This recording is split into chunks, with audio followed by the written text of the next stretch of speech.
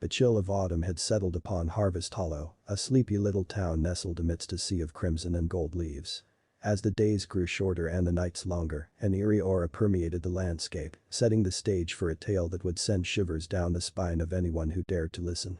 In the heart of Harvest Hollow stood an old, decrepit mansion, known simply as the Hollow House. It was a relic from a bygone era, its once grandeur faded to a spectral memory. The townsfolk spoke of it in hushed tones, claiming it was cursed, haunted by the restless souls of those who had lived and died within its shadowed halls. Sarah, a young writer with a penchant for the macabre, had heard the legends and decided to spend her autumn in Harvest Hollow, hoping to draw inspiration from the town's ominous atmosphere. She rented a quaint cottage on the outskirts of town and soon became acquainted with the locals, who greeted her with a mix of curiosity and caution. One evening, while sitting by the fireplace, Sarah's curiosity got the better of her. She decided to investigate the Hollow House. Armed with her journal and a flashlight, she ventured into the woods, her footsteps crunching on the fallen leaves.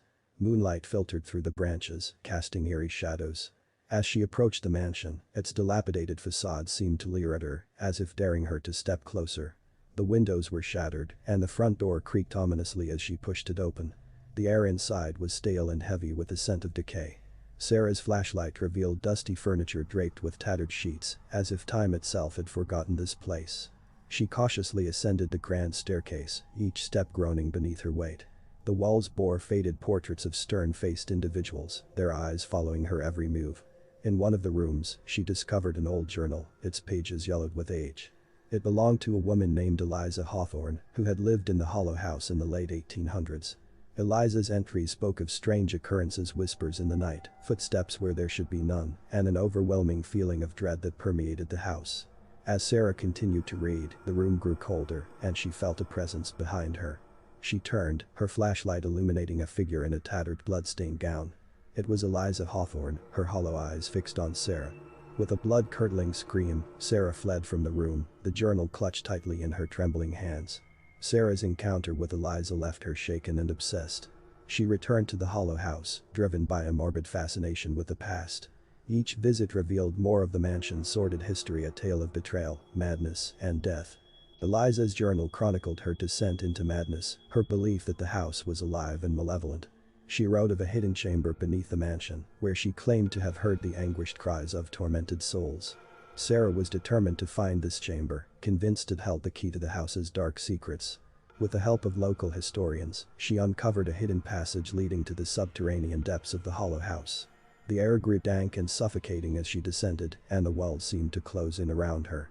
She came upon a chamber, adorned with eerie symbols etched into the stone. It was here that Eliza had conducted her darkest experiments, attempting to communicate with the spirits that she believed plagued the house.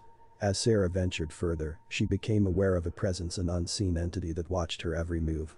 Cold fingers brushed against her skin, and whispers filled the chamber, voices from beyond the grave. She could no longer deny the truth. The Hollow House was indeed haunted, and its spirits were not at rest. Sarah's obsession with the mansion consumed her.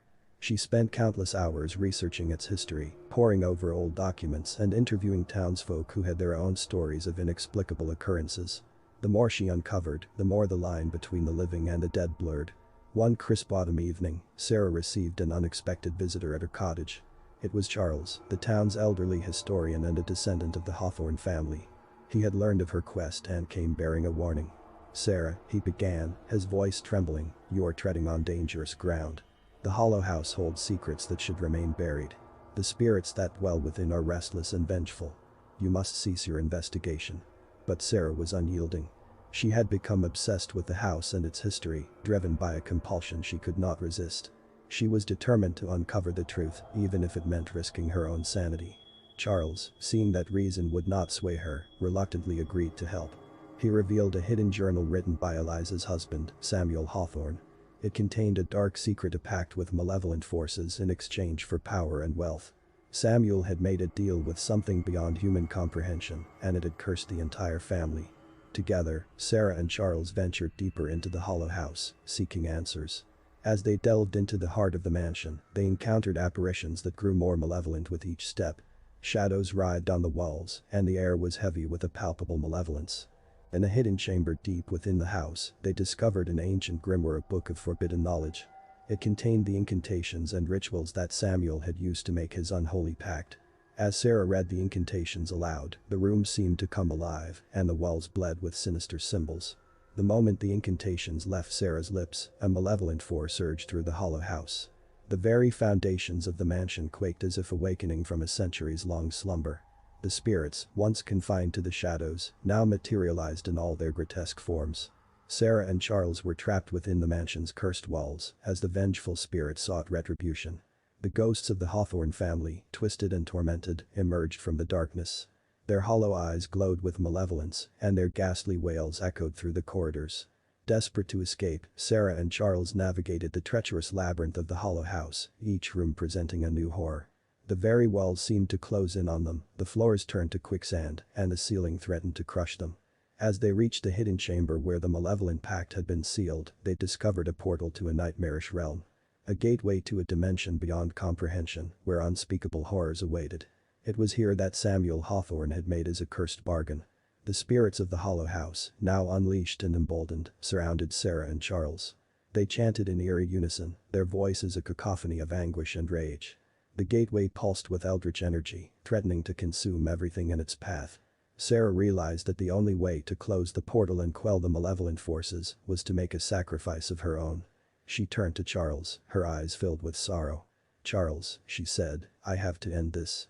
I must seal the portal, and to do that, I must offer myself as a sacrifice." Charles protested vehemently, but Sarah was resolute. She stepped toward the portal, feeling the cold, otherworldly energy wash over her. The spirits, sensing her determination, retreated, allowing her to approach the abyss. With a heavy heart, Sarah recited the incantation from Samuel's grimoire, her voice shaking with fear and determination. The portal trembled, its unearthly light dimming. As Sarah stepped into the abyss, the portal collapsed in on itself, sealing the malevolent forces once more. The mansion, its cursed inhabitants, and the nightmarish realm were all consumed by the void, leaving only a shattered, crumbling house behind. Sarah's sacrifice had saved Harvest Hollow from the malevolent forces that had plagued it for centuries, but at a great cost. She was gone, her fate forever entwined with the darkness she had sought to uncover. In the wake of the tragedy, the townsfolk avoided the hollow